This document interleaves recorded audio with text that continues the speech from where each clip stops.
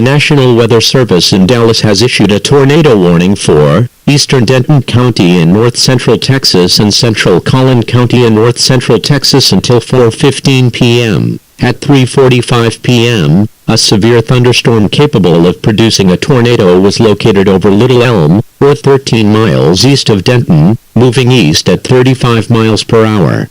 Locations impacted by this storm include, but are not limited to, Little Elm, Frisco, Crossroads, McKinney, Allen, and Fairview. Get underground and reinforced structure away from windows. Doppler radar also showed 70-mile-per-hour winds and tennis ball-sized hail with this storm.